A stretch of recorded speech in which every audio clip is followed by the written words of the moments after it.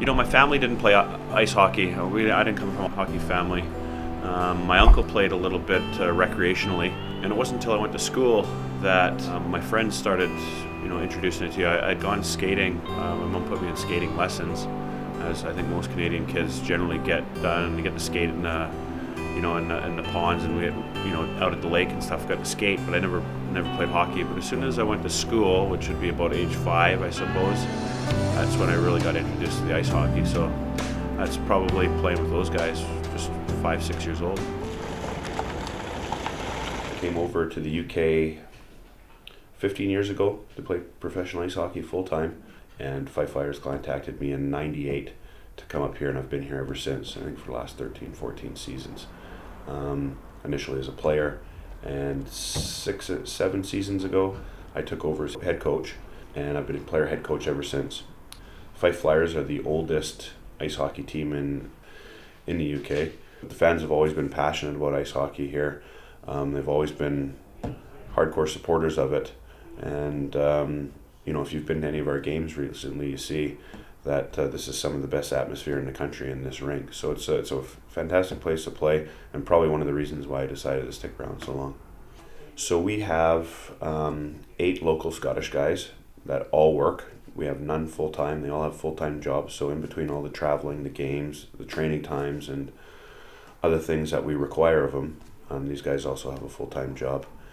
On the full-time professional side, we have a Slovenian, we have a Latvian, we have a Czechoslovakian, an American, and 5 Canadians. And it's a good mix. I think that it took us a while, and traditionally in the past, the Flyers have always had a good dressing room. We'll get ourselves right into it, boys, and then we're in this hockey game, eh? Like we said before, warm-up too. Whatever's going on out there, you keep those chins up, you keep skating all night long, okay? We've kept ourselves in hockey games, and that's how we got some results lately, okay? So keep that up, boys. Pick your spots, but if we can go, go. All right? Forwards, any down low plays, shots from the points, any jump, we really need to be collapsing in our end and on the PK. All right? 5-on-5 as well. So keep that gap up. Don't back up on top of Zemmer. Get out, force it to the outsides, take them on at their blue, at the red, but no jumping in and no straight out pinch, because I'm telling you what, it's just a chip. That's what they're looking for, and they're gone. So smart plays all night, okay? My previous boss and I used to have big discussions about team dynamics and how important it was to have a good mix in the dressing room. And I think that's reflecting in the results that we're getting out on the ice, because guys are willing to play for each other, and they want to do it for the guys next to them. There's no selfish reasons in there, and guys are taking pride in the jersey, which is, from a coach's perspective, something really important. Probably the most difficult part is parting ways with players for whatever various reasons. We had 3 players that left us, and I think that certainly tested my managerial skills, because I think I was, I've always kind of been a person that wants people to be happy, and I said that when I was signing every guy. I says, I'll make every effort to make sure that everybody's happy here, because at the end of the day, a happy hockey player, you're going to get the most out of them, And when I couldn't make that happen, it was very frustrating. But you get past that, and then you realize maybe some things happen for a reason. I think the Fife Flyers are in a lot better place right now. I think we got a couple guys in that are certainly more than happy to be here, and they're playing hard for the club. And that kind of attitude's contagious, and I think it's kind of swept through the dressing room right now. And I'm getting probably maximum effort out of every individual right now, and as a coach, that's all you can ask for. This is the Fife Flyers museum / trophy room. It was kind of the baby of the current ice rink manager, Ronnie Hurd. Over here we got a selection of the trophies that the club's won over the previous years.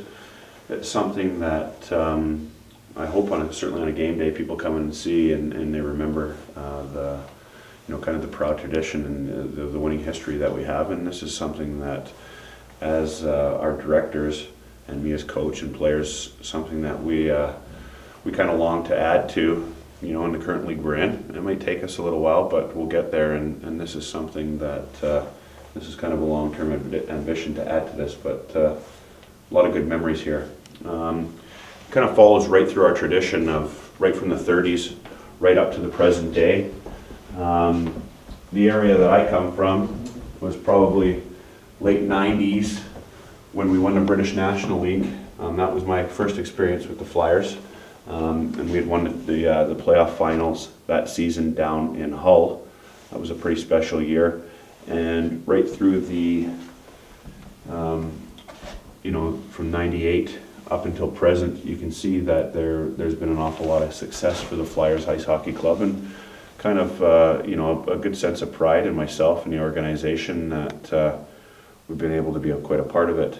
I would say probably if I had to pick out a picture, that one that means probably the most to me would be this one here. This is the 99-2000 season, the year of the BNL.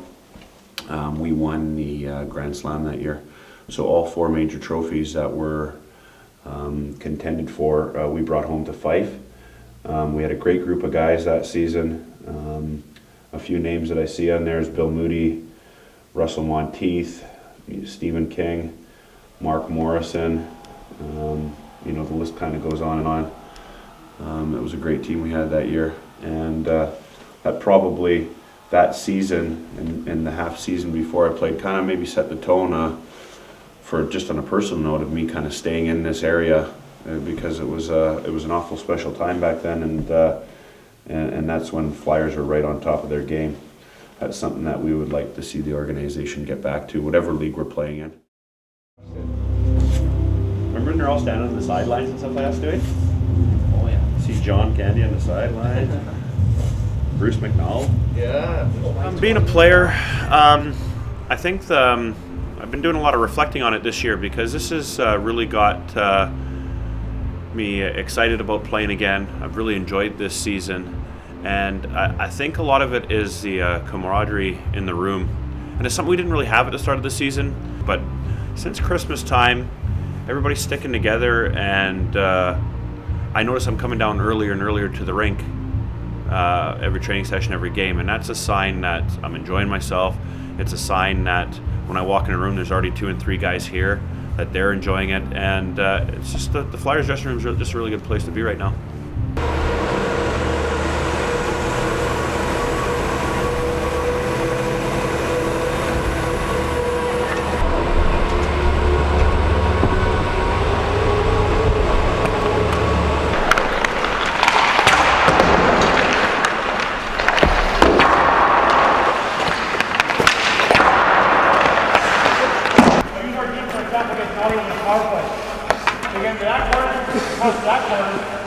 Horny's tired, gone for 30, 47s already. All Horny can do is hit. In training, we were playing a little tournament, 3-on-3 tournament, and it was designed to help us out in our defensive zone play, as well as generate some offense, which has been a problem for the team this year. Normally it hasn't been in the past of us generating scoring goals, but it's been something that has plagued us all year. But we're working on it, and it's coming along. But we're really knocking the goals down against. So we only need to score sometimes 2 or 3 goals to win a hockey game now. But we got to make sure that we're consistently doing that on a night in, night out basis. I would say my natural tendency as a leader and leadership is, sometimes people think the most vocal person is, that's a people naturally drawn to.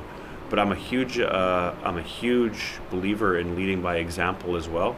I think the people that I've surrounded myself with, like Danny Stewart, a very vocal guy.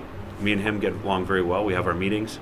We get a team strategy going, and I'm quite happy for him to be vocal when it needs to be. I'm quite happy to bring the tone down to quiet when I need it to be. And we got a good leader in Danny Seaman, who's got a lot of experience as well. And he's another guy, when he speaks, people listen. Some coaches let it all on the outside, and I think that can be a mistake at times, because you say things you don't really want to say to players.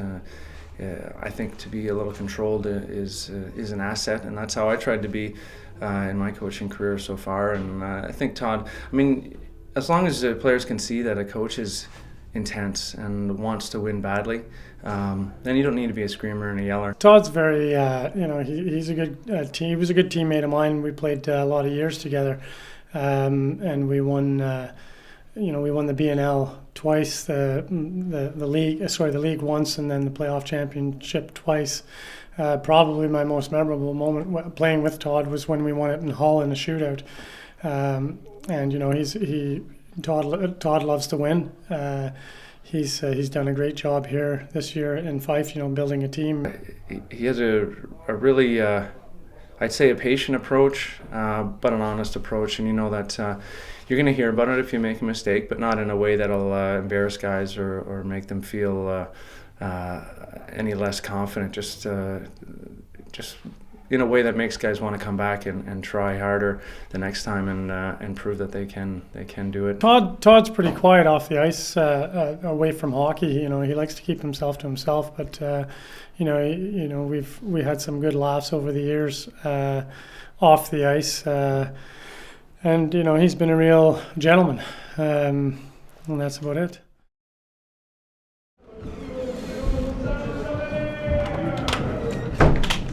But before the game, I think it really varies. I think you really have to get a read of the fellas on any given night. Sometimes they might need a little inspirational speech. Most times what they need is just to be focused and settled on. So we'll get the board out, we'll go over a few systems, we'll go over specifics that'll make us successful against the individual team that we're playing. And it's just almost like muscle memory. You just remind them of little things that they've been successful for in the past, whether it's hard on the forechecking or skating right back to our net or shooting that puck whenever you get an opportunity. Just little things to sharpen their focus and get them prepared for that game, So we talked about it before warm-up, and Seaman had a great point there. I don't think that was a great warm-up, and I think everybody noticed. I think that we saw people a little nonchalant out there, sloppy passes, and to tell you the truth, we haven't been doing that lately, okay? So that's something that we got to shake out right now and get going right off the bat. We need that big right off the bat, okay? Couple key points we got to think about tonight. I was just talking with Seams there. These D-man gunny are very active. They jump, they do that high switch, right, Hamish? So they come up the wall and they switch with that D-man. D-man, if you're following a guy out, you identify who you got and you stick with them and allow that winger to take that guy down low. And once you guys can do that switch again, you do it, okay, Wando? But you have to talk early who you got, and if that guy takes a big loop out, you go with them, okay? But you can't let them, we can't get caught standing still, let them loop back on us and keep going, okay? We need that. Backs, we identified it during the week, that Murphy's small guy, right? We get a couple power plays, right, which we will. That big frame in front of Murphy is gonna be huge, right? We got traffic in front of that net. We got Coey and Maxwell back there. They're going to be shooting from everywhere. And I'm telling you what, you're going to bang 2 or 3 in, and that's what we need, though. We need traffic in front of that net. If we let Murphy see that right from the blue line, he's going to save it every time. Power play nullified, okay? So let's get traffic in front of that net. Let's do the dirty, gritty stuff that's been making us successful, okay? Gunny, I mentioned, we really got to watch these D-men, okay? Torch, myself, Hards. These guys jump in, and they keep jumping in. These guys are notorious for their quick start, so we got to be ready, all right? It's all these little things that make it successful. But the key is let's keep these shifts short. 25, 30 seconds, Lynchy. Let's get changing every whistle. We go at these guys, and I'll tell you what, let's get a forecheck on these guys, okay? Because last time we play them, we sit back, we wait for them to come, and it's just a matter of time because they're a good enough squad. But we get in, put the pressure on them, make them make the mistakes, and we'll see what happens tonight, okay, fellas? Come on, let's have a good one, boys. Hey? Come on,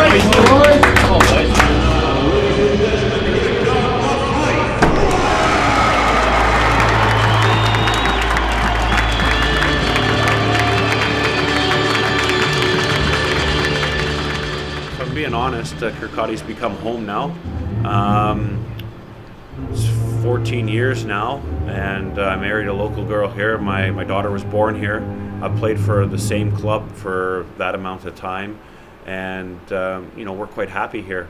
If I was to stay here in Kirkcaldy and be associated with this organization and live and stay here, I don't think I would have any regrets. I think it's a great place to play. It's a great place to live, and it's a great hockey town.